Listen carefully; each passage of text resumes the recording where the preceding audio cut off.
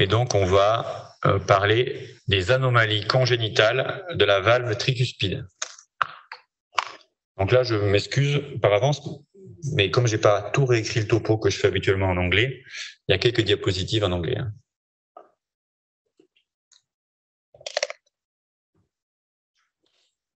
Donc, de quoi on va parler? On va parler de la même chose que pour la mitrale, c'est-à-dire qu'est-ce que l'anatomie normale de la valve tricuspide. Je pense que c'est important, si vous vous intéressez à la cardiopédiatrie ou à la cardiologie en général, de comprendre, de connaître ce que c'est que l'anatomie normale pour comprendre ce que c'est que l'anatomie pathologique et pour faire les diagnostics. Sinon, vous n'allez pas être bon. Vous allez apprendre par cœur des coupes, des images de sémiologie échographique, mais vous n'allez pas être aussi bon que vous pourriez.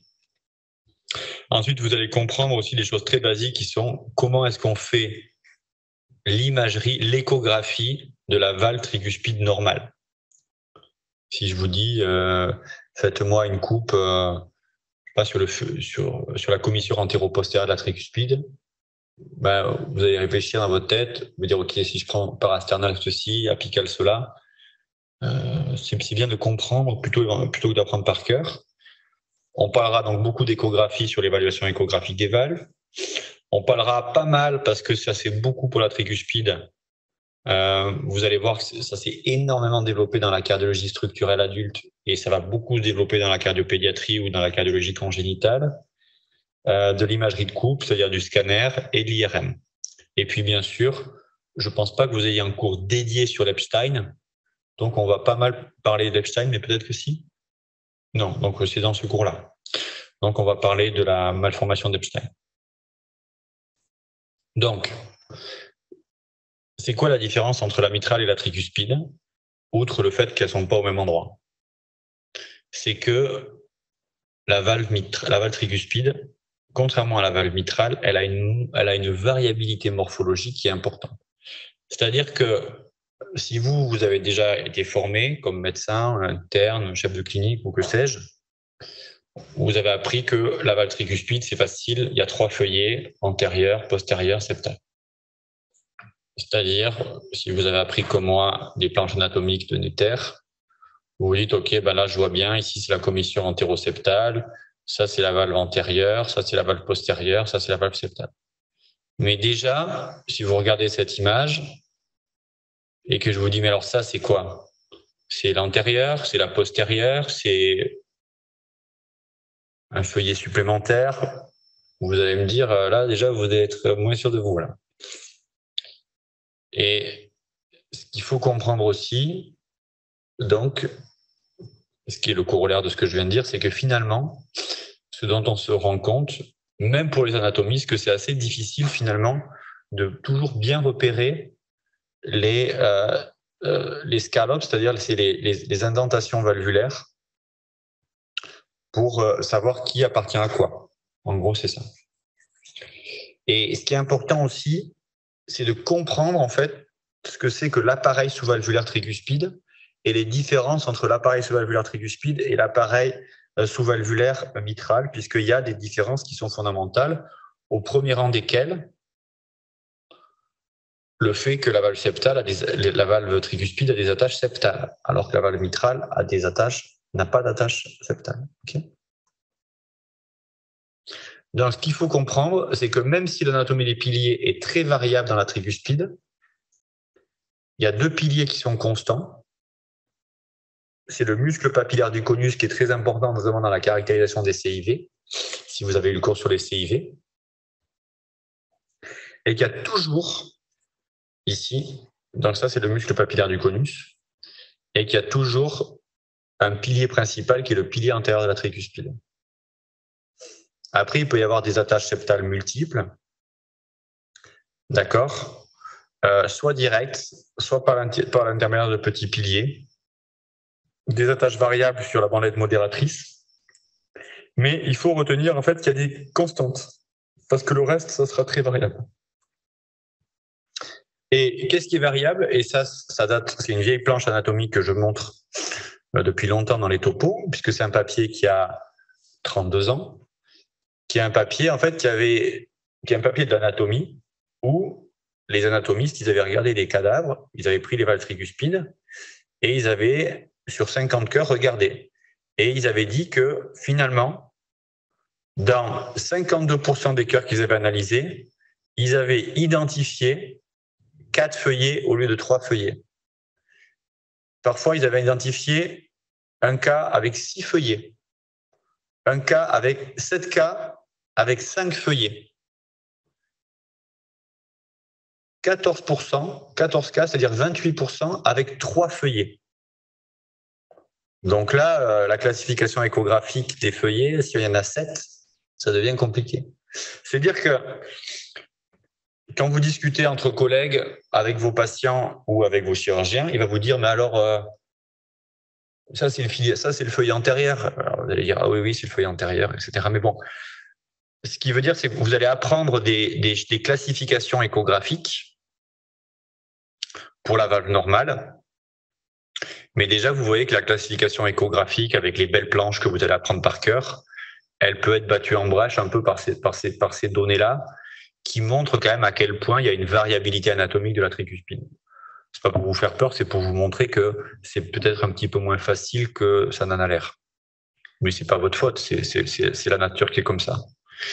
Et quand on va parler ensuite de maladie d'Epstein, où la maladie d'Epstein, c'est complètement différent en termes d'embryologie et d'anatomie et d'orientation dans l'espace de la valve, il faut être humble, je pense, et il faut comprendre en fait ces variations pour essayer de mettre parfois un tout petit peu de nuance dans ce qu'on peut affirmer dans les discussions avec les uns ou avec les autres. Et pourquoi c'est important? Parce que aujourd'hui, vous savez pas que on développe énormément de stratégies non chirurgicales pour traiter les fuites tricuspides, et notamment avec les clips, puisque le MitraClip a montré que c'était une technique qui était très intéressante pour la cardiologie adulte sur la mitrale. Et donc maintenant, on met beaucoup d'espoir dans le TriClip, c'est-à-dire le MitraClip pour la tricuspide. Et ça s'est tellement développé que du coup, tout le monde s'est réintéressé un peu à l'anatomie de la valve, c'est-à-dire que les congénitalistes, ils sont tout le temps le nez dans l'anatomie. Mais les gens qui font pas de congénital, ils sont pas plus bêtes que les autres, et donc ils se sont réintéressés à tel point que l'année dernière, il y a une nouvelle classification des tricuspides qui est sortie dans JACC Imaging, promue par les leaders mondiaux de la thérapie percutanée de la valve tricuspide. Et qu'est-ce qu'ils ont montré? Ils ont montré exactement ce qu'avaient montré les Brésiliens il y a 30 ans. C'est-à-dire que la belle valve tricuspide avec un beau feuillet septal, un beau feuillet antérieur et un petit feuillet postérieur qui a une anatomie normale de type 1, cette anatomie normale de type 1, on pouvait quand même la retrouver dans à peu près 54% des cas, ce qui est déjà pas mal. C'est plus de la moitié. Mais que dans 32% des cas, par exemple, on avait plutôt un type 3B. Un type 3B, c'est une belle valve septale, une valve antérieure un peu plus petite et une valve postérieure bifide, ou alors qui est séparée par une sorte de commissure. Donc, qu'on peut définir comme une valve quadricuspide. OK. Et donc, déjà, vous me direz que 54 plus 32, ça fait déjà 86%.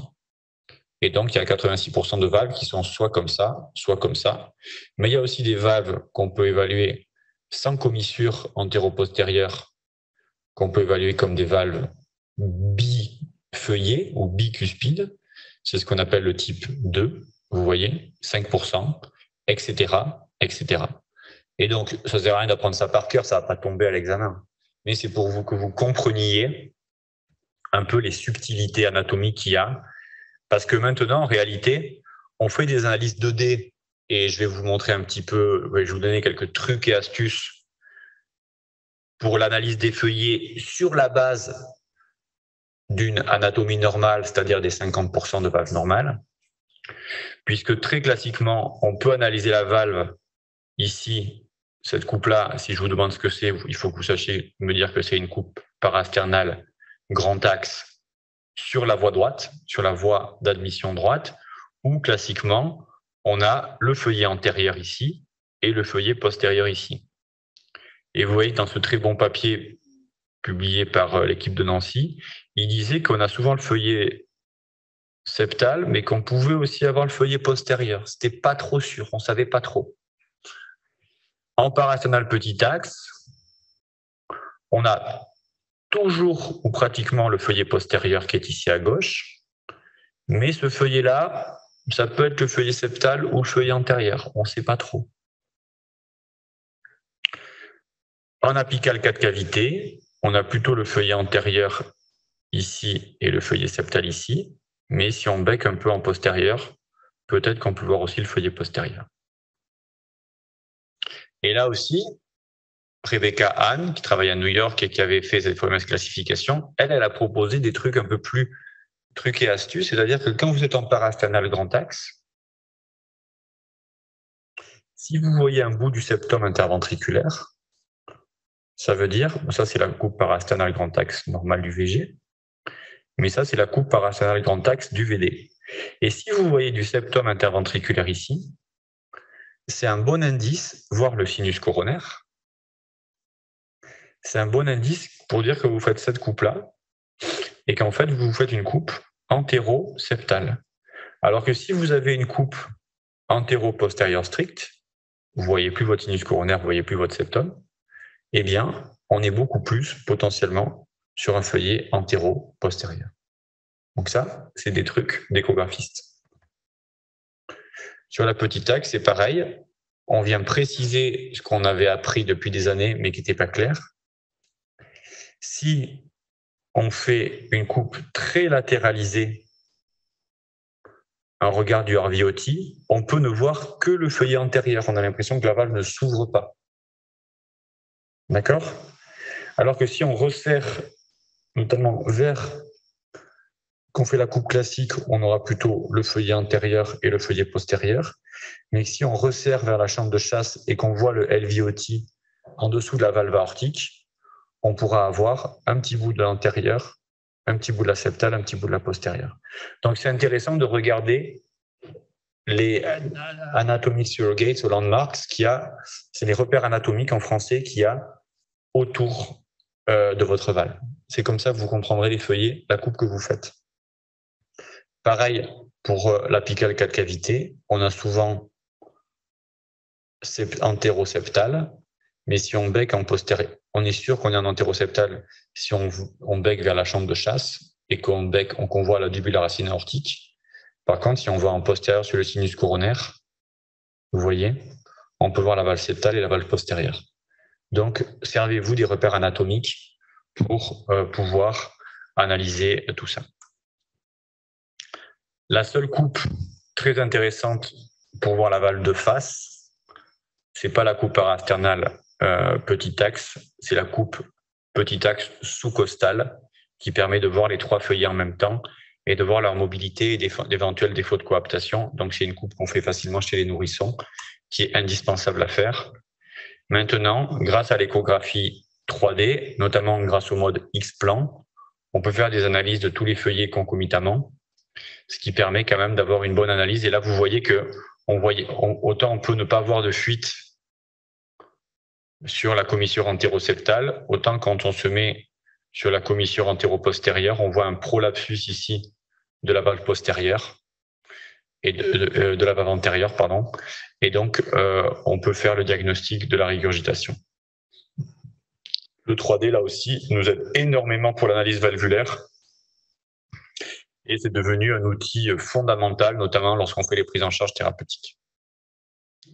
Donc, effectivement, on est passé de l'ETO2D il y a 20 ans qui marchait déjà très bien. Vous voyez ici un exemple de prolapsus ici de la valve antérieure, à l'ETO 3D où on voit l'ensemble des feuillets. On peut faire la fameuse classification anatomique et on peut donc définir les zones de défaut de coaptation et éventuellement les zones de traitement percutané. Mais je crois que vous aurez un cours fait par Monsieur Guérin après qui va vous expliquer ça puisque c'est un spécialiste.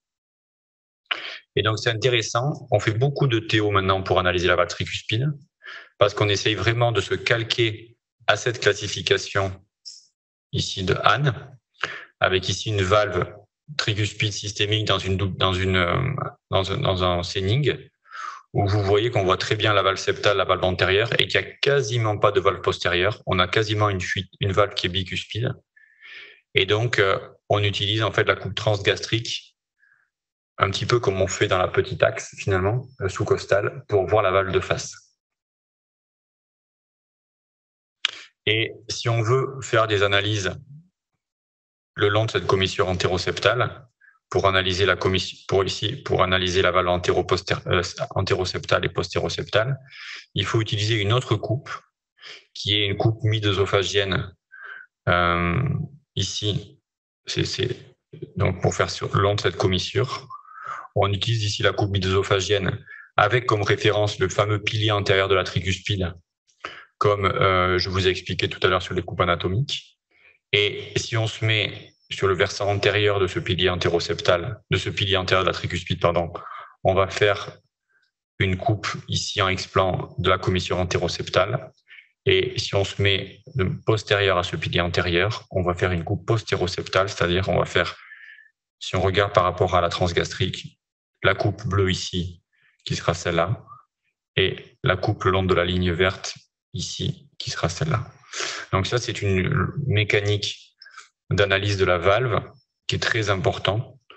Vous voyez ici le pilier antérieur de la tricuspide.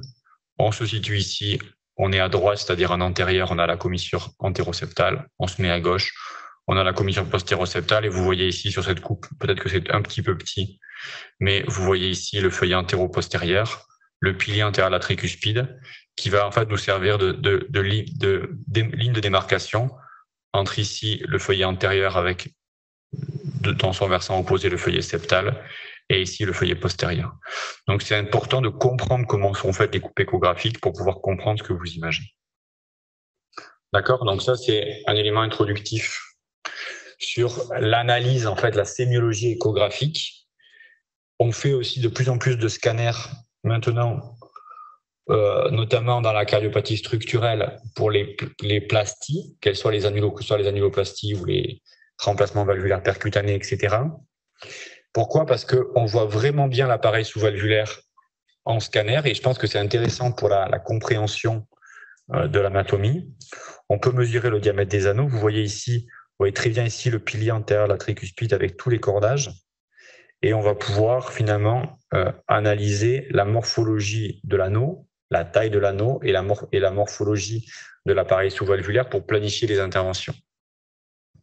On peut mesurer aussi ce qu'on appelle le tethering, c'est-à-dire l'attraction et la surface entre le plan de l'anneau et la zone de coaptation. Ça, c'est quelque chose de très important dans la cardiopathie adulte qu'on va transposer dans la cardiopathie congénitale maintenant. Et vous voyez ici, on a des systèmes qui vont arriver dans la cardiopathie congénitale petit à petit, notamment de planification scanner pour faire ce qu'on appelle des annuloplasties percutanées, où on vient poser un anneau ici qu'on va venir tirer pour faire des annuloplasties percutanées. Eh bien, quand on fait on a des scanners dédiés qui permettent de mesurer, vous voyez l'anneau tricuspide, de mesurer sa forme, de mesurer sa taille et de mesurer les rapports anatomiques de ces anneaux avec l'artère coronaire droite pour faire une planification. Vous voyez ici la coronaire droite et on voit finalement l'anneau, le positionnement de la coronaire droite, et on va pouvoir ensuite cibler le positionnement de ces encres pour faire une annuloplastie percutanée. Et ça, c'est quelque chose donc qu'on peut difficilement faire sans des planifications par scanner. On l'utilise aussi pour la cardiologie congénitale quand on veut faire des clips tricuspides sur des valves tricuspides systémiques, par exemple ici après un Mustard, mais je pense que Patrice vous en parlera. Mais pour utiliser le matériel, il faut qu'on puisse avoir des distances pour pouvoir bouger les cathéters dans les différents plans de l'espace. Il nous faut en l'occurrence au moins 40 mm. Et ça, on va l'utiliser. On va utiliser le scanner pour mesurer les distances entre les chenaux, le chenot cavin à travers lequel on va faire la ponction transseptale et la valve pour voir si on peut mettre un clip. Et ça, vous voyez, c'est récent puisque ça va dater de 2020 ou même publié en 2021, où on a décrit le premier Mitra clip dans une valve tricuspide systémique après un Mustard, après planification par scanner. Idem pour les remplacements percutanés. Vous connaissez peut-être cette valve qui s'appelle la valve EVOC, qui est une valve percutanée, donc qu'on va positionner sur la valve tricuspide. On utilise le TO pour faire des guidages pour les valve in valve ou valve in ring. Ça, c'est une mélodie chez un enfant dans une Carpentier-Edwards tricuspide qui était dysfonctionnante. Donc, je vous ai dit qu'on mettait pas de valve mécanique, de valve biologique en position mitrale, mais il se trouve qu'on en met en position tricuspide, mais que malheureusement, elle dégénère également et qu'on doit faire après des valves in valve. Et l'IRM, bon, l'IRM, c'est important parce que l'IRM, vous savez que c'est devenu un peu le gold standard pour analyser le ventricule droit en termes de fonction et de volume. Et donc, le corollaire des dysfonctions, notamment fuyantes de la tricuspide, c'est la dilatation du ventricule droit, comme pour la valve pulmonaire. Et donc, on va analyser les volumes et la fonction ventriculaire en IRM, mais on peut aussi, grâce à l'analyse 3D, de la même manière qu'on le fait en ETO 3D avec le X-plan, analyser les feuillets valvulaires en IRM, même si il faut des IRM de très bonne qualité compte tenu de la finesse de ces feuillets.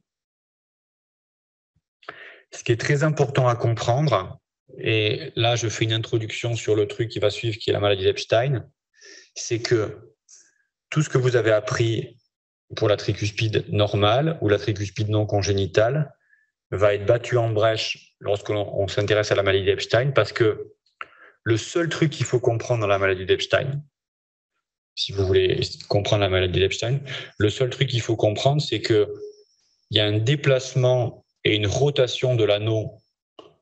Vous voyez, depuis le plan de l'anneau ici, qui vient regarder la pointe du cœur, vers une rotation vers la chambre de chasse. Ça veut dire que le plan d'ouverture valvulaire, il est complètement différent dans l'Epstein que dans la tricuspide normale. C'est pour ça que quand vous regardez par exemple ce cœur d'un nourrisson qui a un Epstein, et que je vous dis, mais où est-ce qu'elle est la valve tricuspide? Vous allez me dire, ben, je ne la vois pas. Et c'est normal que vous ne la voyez pas, parce qu'en fait, le plan d'ouverture de cette valve se fait absolument pas vers la pointe du cœur. C'est pour ça que sur cette vue apicale standard, on ne voit même pas la valve tricuspide. Et pour comprendre ça, il ne faut pas forcément que vous compreniez ça, mais il faut surtout que vous compreniez ça, qui est la rotation de l'anneau tricuspide, enfin, du plan d'ouverture. Pourquoi c'est important? Parce que, regardez, ça c'est un IRM d'Epstein. Si vous regardez l'IRM d'Epstein, je ne sais pas si vous voyez bien, mais si vous regardez le plan d'ouverture en apical 4 cavités, il se fait dans ce plan-là. Et en 3 cavités, il se fait dans ce plan-là.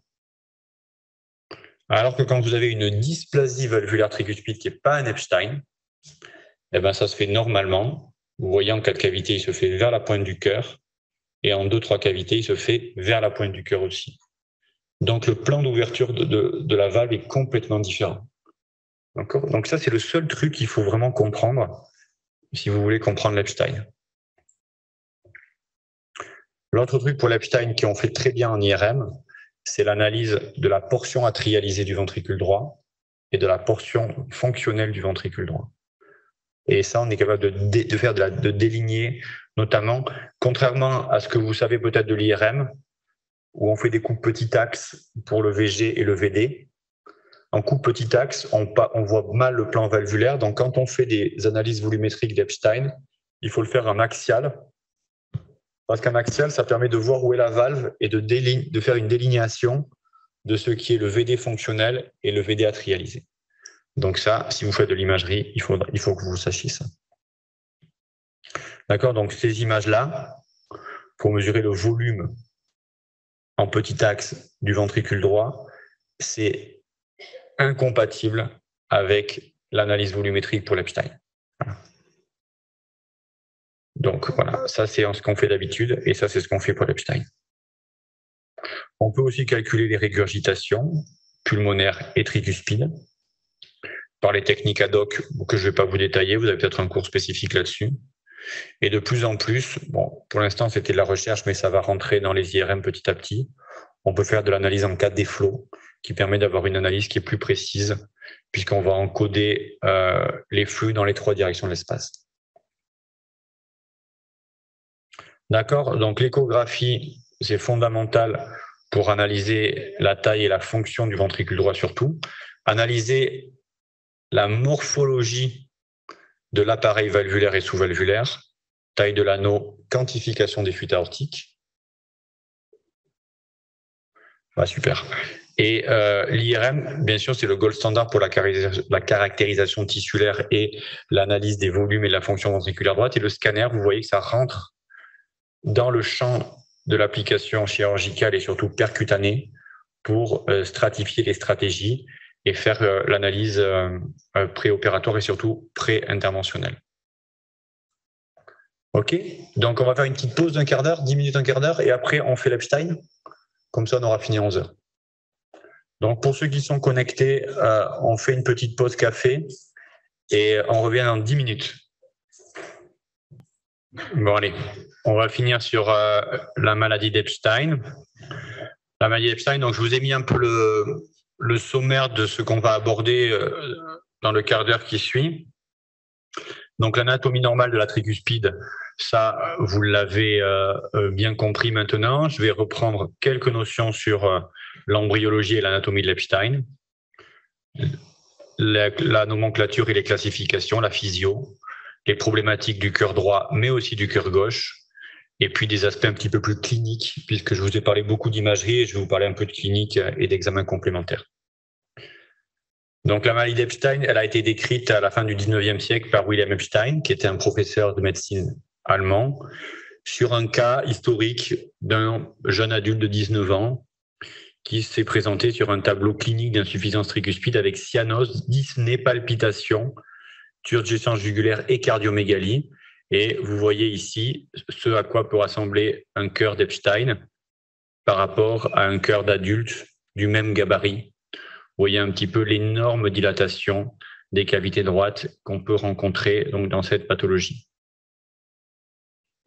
Sur la description autopsique initiale donc, de William Epstein, il décrivait la valve comme ayant un feuillet tricuspide antérieur très élargi et fenestré, un feuillet inférieur et un feuillet septal qui était hypoplasique, épaissi et surtout adhérent, c'est-à-dire on dirait maintenant non délaminé, avec une atrialisation et une dilatation et un amincissement, c'est très important, du ventricule droit, avec bien évidemment un foramen ovale perméable qui expliquait la cyanose et une oreillette droite extrêmement dilatée.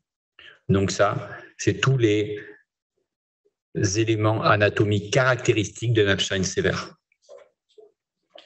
Sur le plan épidémiologique, là encore, l'Epstein, c'est une maladie rare, moins d'1% des cardiopathies congénitales, une naissance sur 210 000. Et on a rapporté des associations entre la maladie d'Epstein et l'embryophétopathie au sel de lithium.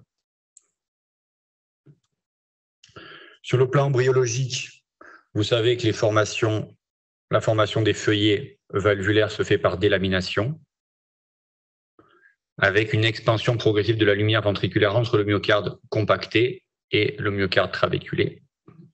Et donc, c'est comme ça que va se former la valve. Et vous savez que dans l'anomalie d'Epstein, on a non seulement un défaut de délamination de la valve, mais on a surtout un amincissement, voire une disparition myocardique sur la zone du VDA trialisé, qu'on définit comme parfois extrêmement fin et même pellucide ou transparent. Et quand vous comprenez cette embryologie et cette anatomie, vous comprenez bien que même quand on fait des chirurgies de tricuspide, de cône pour des Epstein parfaits, on peut avoir en fait, du fait de l'anomalie histologique de la paroi ventriculaire atrialisée, des problèmes de dysfonction post-opératoire, parce que si vous avez cette paroi-là, même si vous ramenez le point de coaptation sur la zone de l'anneau, vous n'aurez pas de myocarde et ça veut dire que ça ne sera pas une zone qui sera forcément efficiente sur le plan hémodynamique. Donc, il faut comprendre une chose quand on a compris cette vieille diapositive, qui date là aussi d'il y a plus de 20 ans, c'est que la maladie d'Epstein, ce n'est pas une maladie de la valve tricuspide, en fait, c'est une anomalie, c'est une maladie du ventricule droit. OK ? La valve étant totalement associée à son ventricule. D'accord ? Donc ça, c'est important de comprendre ça. Ce qu'il faut comprendre de manière plus prosaïque, c'est qu'il y a des anomalies associées, très fréquemment des CIA. Il peut y avoir des CIV, il peut y avoir des sténoses pulmonaires, mais aussi il peut y avoir des sténoses et des atrésies anatomiques ou fonctionnelles, vous le verrez dans les Epstein sévères. On peut rencontrer des anomalies de type Epstein dans les doubles discordances, et très fréquemment, on peut avoir des anomalies rythmiques associées, et en particulier des voies accessoires qui ont la caractéristique électrophysiologique d'être multiples et d'être très larges par rapport aux faisceaux accessoires de Wolf habituels. Il y a plusieurs classifications. Une classification chirurgicale définie par la Mayo Clinic qu'on appelle la sélection de Deriani, qu'on utilise assez peu, je ne vais pas trop la détailler. La classification de Carpentier, vous voyez que Carpentier dans les valvulopathies auriculo-ventriculaires, c'est quand même le plus grand monsieur encore aujourd'hui au niveau mondial, avec une Carpentier type A définie comme un volume ventriculaire droit accessoire avec un défaut de délamination modérée des valves, un Carpentier type D avec une très large atrialisation mais une mobilité conservée de la valve antérieure, un Epstein type C qui est défini par une mobilité réduite du feuillet antérieur avec des attaches antérieures, avec déjà des formes limites sur le plan hémodynamique et souvent qui s'associent à des cyanoses sévères, et la forme de type D avec une atrialisation majeure du ventricule droit. On a quasiment plus de VD fonctionnels, ce qui peut entraîner et ce qui peut s'associer à des atrésies pulmonaires anatomiques, mais aussi à des atrésies pulmonaires fonctionnelles par le fait qu'il n'y a pas de chambre ventriculaire suffisante pour générer un débit pulmonaire. Et puis, il y a des trucs beaucoup plus terre à terre, qui est la classification de Sellermayer, David Sellermayer, qui est un cardiopédiatre australien, qui est repris dans ce qu'on appelle le GO score, qui est une classification de l'hôpital anglais de Great Ormond Street, qui est une classification que je vais vous montrer tout à l'heure et qui est une classification pronostique.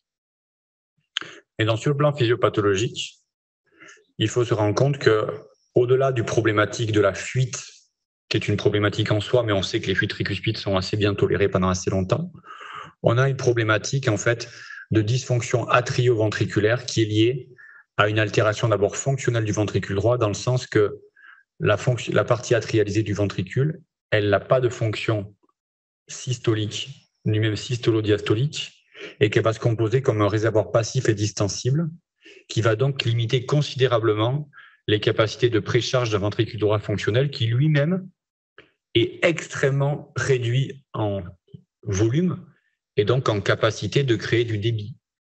D'accord ? Mais vous verrez, et ça, si vous êtes cardiopédiatre, vous verrez que de manière assez intéressante, vous avez des patients qui ont, malgré un Epstein sévère avec une fuite grade 4, des capacités physiques qui sont quasiment conservées parce qu'ils ont une fonction systolo-diastolique de leur VD fonctionnel qui est relativement préservée. Et c'est des patients qui peuvent faire, moi j'en ai pas mal, 240, 270 watts à l'épreuve d'effort alors qu'ils ont une unité grade 4. Alors que celui qui a un VD atrialisé trop large et une petite chambre fonctionnelle, voire toute petite chambre fonctionnelle, c'est valable surtout pour les enfants, même s'ils ont peu ou pas d'IT, ils ont un équivalent d'atrésie tricuspide ou d'atrésie pulmonaire fonctionnelle. Donc, il ne faut pas la fuite, c'est très important. Mais en fait, ce n'est pas le plus important. Il faut vraiment comprendre que c'est une pathologie, en tout cas sur le plan hémodynamique postnatal, de la fonction systolo-diastolique ventriculaire droite. L'IT, elle peut être importante sur le plan hémodynamique parce que d'une part, elle diminue la précharge ventriculaire droite et le débit antérograde. Elle va donc diminuer la précharge VG s'il n'y a pas de communication inter-auriculaire. Et elle va entraîner une dilatation très sévère de l'oreillette droite qui va souvent aboutir à des complications rythmiques. L'IT a une importance très importante dans les formes prénatales, fétales et néonatales, notamment parce qu'elle peut favoriser l'atrésie anatomique fonctionnelle, ou l'atrésie anatomique fonctionnelle de la tricuspide et entraîner ce qu'on appelle des chaînes circulaires, je vais vous détailler ça, qui peut entraîner un décès in utero ou un décès postnatal. Donc le spectre anatomique, il varie en fonction du stade d'arrêt de développement de la valve tricuspide. Les formes les plus précoces sur le plan embryologique sont les plus sévères. avec un feuillet inférieur qui peut être absent, un feuillet antérieur qui va être visible, mais parfois qui est très muscularisé, un feuillet septal complètement non délaminé. Il y aura des piliers à ce moment-là dans les formes type D, qui sont non individualisables avec pas ou peu de cordage. Et finalement, un feuillet antérieur qui est uniquement inséré ici sur un éperon musculaire, sur un VD en fait qui est quasiment non développé ou inexistant. Donc, le VD atrialisé devient une sorte d'oreillette passive et on a un équivalent d'atrésie tricuspide ou d'atrésie pulmonaire. Dans les formes plus tardives sur le plan embryologique, c'est-à-dire les formes moins sévères, on peut avoir une ouverture dans les formes les moins sévères qui peut être apicale, mais je vous ai dit que très souvent, à partir d'un Epstein type B, on a des ouvertures qui sont infundibulaires et on va avoir des piliers qui sont plus courts, plus petits, plus épais, avec des délaminations incomplètes du feuillet septal, plus ou moins du feuillet postérieur. Et ce qu'il faut comprendre, et je vous le redis une dernière fois, c'est que pour comprendre l'imagerie de l'Epstein, il faut comprendre cette rotation antéro-supérieure vers le RVOT du plan d'ouverture de l'entonnoir tricuspidien. Quelques coupes d'anatomie qui sont données par Lucie Louyel pour montrer parfois ici, dans des formes sévères, une énorme dilatation de l'oreillette droite avec souvent des équivalents d'hypoplasie pulmonaire avec atrésie pulmonaire fonctionnelle ou organique. Et ce que je vous expliquais là, c'est-à-dire par exemple ici un feuillet septal qui est complètement hypoplasique et non délaminé, et ici un voile antéro-postérieur qui est complètement fusionné à la paroi ventriculaire, avec, si vous voulez, un VD fonctionnel qui ne va entre ces attaches, qui va être en croissant ici. Sur la base du cœur, on a ce petit croissant antérieur et infundibulaire, tout le reste étant de l'oreillette du ventricule atrialisé.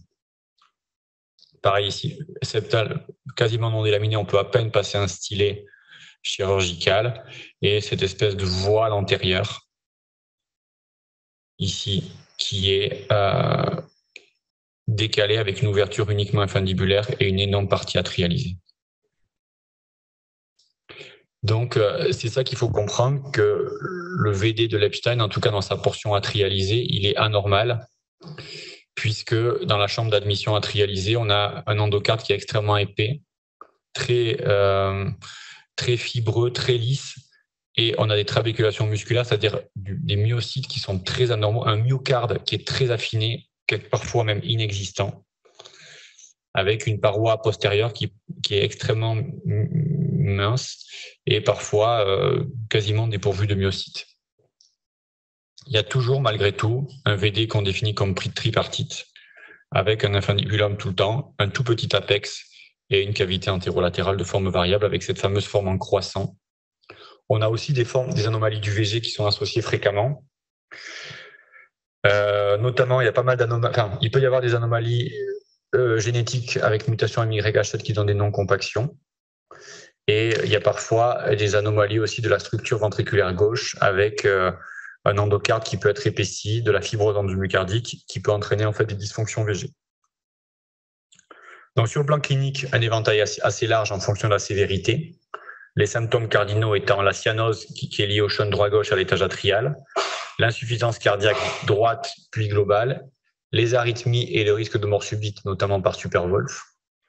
Les formes néonatales sont sévères.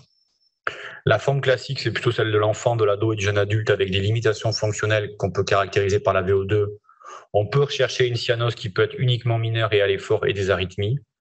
Et la forme tardive de la personne adulte et âgée, qui sont des formes d'insuffisance cardiaque droite, à cause donc de cette dilatation progressive du ventricule de l'oreillette droite et d'une interaction VD-VG délétère. Donc voilà, ça c'est la forme de l'adolescent, donc je vous le rappelle. Et donc si on part du fœtus à l'âge adulte, on peut avoir des formes fœtales néonatales avec des énormes dilatations cardiaques qu'on appelle ici le wall-to-wall heart, avec des cardiomégalies énormes, des hydrops, c'est-à-dire des anasarques fœtaux, si vous voulez, et des arythmies fœtales. Voilà un exemple ici d'une énorme fuite lors d'une échographie fœtale avec un fœtus en insuffisance cardiaque. Il y a un continuum physiopathologique du screening de l'échographie fœtale cardiaque qui va du degré de la sévérité de la fuite qu'on peut facilement identifier vers l'analyse du flux antérograde ou pas au niveau de la voie droite et du sens du flux dans le ductus arteriosus. Bon, je ne vais pas trop détailler parce que je vois que je suis un petit peu à la bourre, mais je vous laisserai cette diapositive pour ceux qui s'intéressent au screening et à l'échographie fœtale du Epstein. Ce qu'il faut définir quand on a un Epstein néonatal, c'est analyser le flux antérograde à travers la valve pulmonaire pour vérifier qu'il n'y a pas d'atrésie anatomique ou fonctionnelle. Et on peut s'aider en ça de l'analyse notamment du flux dans le canal artériel. Il faut se méfier, ça c'est quelque chose de très important, d'une insuffisance pulmonaire post-natale qui induit un risque de shunt circulaire et de défaillance hémodynamique et de décès, et comprendre en fait la mécanique pour comprendre la stratégie de réanimation des nouveau-nés avec des Epstein sévères. La stratégie numéro 1 étant de les mettre sous oxygène pour baisser les résistances vasculaires pulmonaires et pour favoriser en fait le flux antérograde et pour essayer donc d'avoir un flux à travers la vascularisation pulmonaire afin que on puisse faire du débit vers les poumons. Il y a un papier très important de Lindsay Freud dans Circulation qui a défini les facteurs de mortalité périopératoire de l'Epstein liés à un shunt circulaire. Un shunt circulaire, c'est quoi? C'est quand le cœur éjecte dans l'aorte, il y a un shunt gauche-droit par le canal artériel, et s'il y a une fuite pulmonaire et une fuite tricuspide et un FOP, il peut y avoir en fait un shunt circulaire comme ça, avec finalement un vol et un bas débit systémique qui peut conduire au décès du patient. Et donc ça, c'est un exemple d'un patient avec une énorme cardiomégalie néonatale, qui a une fuite tricuspide, qui a un shunt à travers le FOP, donc ça passe comme ça, qui a un canal artériel et une fuite pulmonaire, et donc un bébé qui a fait un shunt circulaire, qui a fait une situation de bas débit et qui est décédé. D'accord? Bon, ça, c'est des images, je vais passer parce que je suis un peu en retard. Ça, un autre cas, fuite tricuspide sévère, énorme cardiomégalie néonatale, mais certes, il y a un canal qu'on voit ici, mais il n'y a pas d'IP, donc il n'y a pas de shunt circulaire. Vous voyez ici un réseau de Chiari qui prolapse dans le VD, et ça, c'est un bébé qu'on a réanimé, qu'on a laissé sous prostine, puis on a sevré la prostine en favorisant la baisse des résistances par l'oxygène. C'est un bébé qui a survécu à la période néonatale et qui a pu ensuite attendre quelques années pour une chirurgie. Je vous montre quelques exemples d'Epstein, vous voyez. Et donc, on a parfois aussi, comme ici, c'est le cas que je vous ai montré tout à l'heure, où il n'y a pas du tout d'IT. Par contre, c'est une forme d'Epstein type D qui est extrêmement sévère avec une micro-ouverture entre la chambre atrialisée et l'infundibulum. Et ce patient, en fait, avait une équivalente d'atrésie tricuspide et d'atrésie pulmonaire avec une valve d'Epstein tellement sévère que c'est comme si la valve d'Epstein était bouchée. Et donc, il a uniquement une oreillette droite, un énorme VD atrialisé et un VD fonctionnel qui doit être de moins d'1 cm3. Et donc, il n'y avait pas de passage entre la chambre atrialisée, la chambre fonctionnelle et l'artère pulmonaire. Donc, on peut avoir des atrésies pulmonaires anatomiques ou fonctionnelles. Voilà. Et il y avait juste ce tout petit passage là entre le ventricule atrialisé et l'infundibulum. Et il n'y avait absolument pas d'ouverture. Il y avait juste ça qui était fonctionnel et il n'y avait absolument pas d'ouverture. Et c'est parfois assez difficile de savoir si c'est une vraie atrésie anatomique ou fonctionnelle. Donc, on utilise ce score de Seller-Mayer qui est, ou le score de Gauss, qui définit en fait le rapport entre l'oreillette droite et le VD atrialisé et le VD fonctionnel et les cavités gauches. D'accord? On sait que si le ratio est inférieur à 1, il y a une assez faible mortalité, mais quand le ratio est supérieur à 1,5, on définit ici qu'il y a une mortalité de 100%. C'est des trips de score qui ont été faits ça dans les années 90. Je vous passe, pour gagner du temps, le management néonatal, donc qui est issu de publications qui sont assez intéressantes sur la stratégie de réanimation à la naissance en fonction du fait que le patient soit stable, qu'il ait ou pas besoin d'oxygène et de prostine, qu'on va sevrer progressivement du patient instable, qui a des atrésies pulmonaires fonctionnelles ou anatomiques, qui sont souvent curarisées, intubées, sous drogue, NO et prostaglandine. Donc après, il y a des stratégies de réanimation néonatale. Bon, je ne peux pas trop vous détailler ça ici, mais il y a des cas, par exemple, où on a dû faire un Blalock. Là, par exemple, c'était un cas intéressant parce qu'il avait un Epstein sévère avec une sorte d'atrésie pulmonaire fonctionnelle.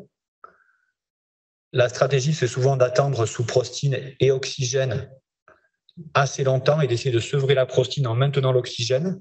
Là, on avait mis un Blalock pensant qu'il aurait une atrésie fonctionnelle permanente et il s'est retrouvé en hyperdébit et on a dû faire machine arrière, boucher le Blalock et finalement, entre-temps, les résistances vasculaires s'étaient normalisées, avaient baissé et l'atrésie pulmonaire fonctionnelle s'est levée et c'est finalement un patient qu'on a pu amener à la chirurgie 4 ou 5 ans plus tard. Donc, il faut savoir être patient et vous voyez, là, on a pu, il avait une fuite énorme initialement, un VD atrialisé majeur, et on a pu attendre, et ensuite on l'a opéré, et maintenant on a un bébé qui va très bien. Donc le management néonatal dépend finalement du débit entérograde, atrésie fonctionnelle, atrésie anatomique, etc., etc. Un mot avant de conclure, parce que j'ai déjà dépassé mon temps. Il y a une sémiologie radiologique qui est à connaître dans l'Epstein, c'est vraiment une maladie phare de la cardiologie congénitale. Wall-to-wall heart chez le nouveau-né ou le fœtus, l'aspect évocateur d'épanchement péricardique, un pédicule vasculaire étroit, une hypovascularisation qui est liée donc justement à cette atrésie pulmonaire fonctionnelle ou anatomique. L'ECG caractéristique avec des ondes P amples de dilatation droite, le bloc de branche droit complet ou incomplet qui est lié au trou de dépolarisation du VD. D'accord. Il y a des troubles de conduction FRA-haïtiens qui sont décrits et caractérisés. Et surtout, il y a une activation anormale électrique du VD atrialisé. Le BAV1 peut entraîner la dilatation de l'OD peut entraîner des BAV1. On a très rarement des BAV complets. Et finalement, la dilatation du ventricule droit est proportionnelle à la largeur du ventricule, à la largeur du QRS. On a très souvent des Epstein qui sont liés bien évidemment sur le plan anatomique au déplacement apical du feuillet septal qui entraîne finalement une discontinuité fibreuse de l'anneau et des ponts myocardiques qui créent ces fameux Wolff. D'accord? Donc ça, c'est très important. Ils peuvent être multiples et épais, donc difficiles à ablater. Et le risque, c'est qu'il y ait de la FA conduite par ces voies, par ces voies accessoires qu'on appelle donc un super Wolff avec un risque de mort subite. Après ablation des Wolff, on a souvent cet aspect donc d'un PR parfois limite et d'un aspect de bloc de branche incomplet droit. Sur le plan échographique, l'Epstein est défini par un décalage mitrotricuspidien de plus de 8 mm par mètre carré. Mais ça, vous avez vu qu'il peut y avoir des formes qui sont extrêmement sévères. La caractérisation des valves par les coupes anatomiques en 2D est caduque puisque l'orientation est complètement différente, vous l'avez compris maintenant. On doit bien faire la distinction entre le VD fonctionnel et le VD atrialisé.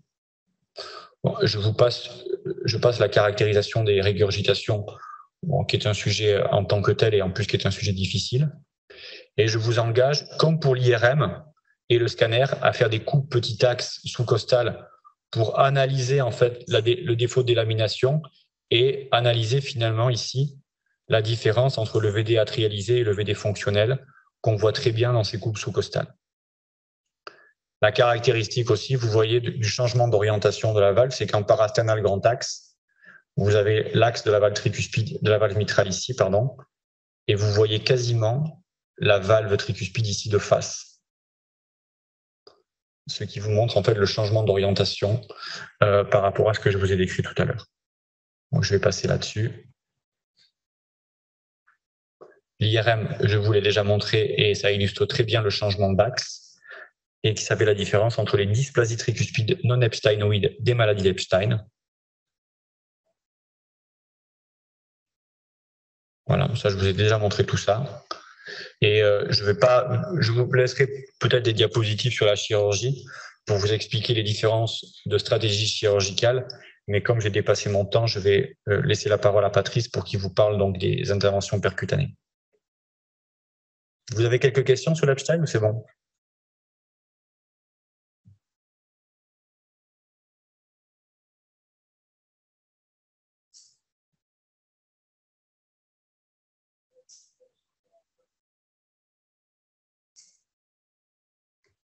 Pardon?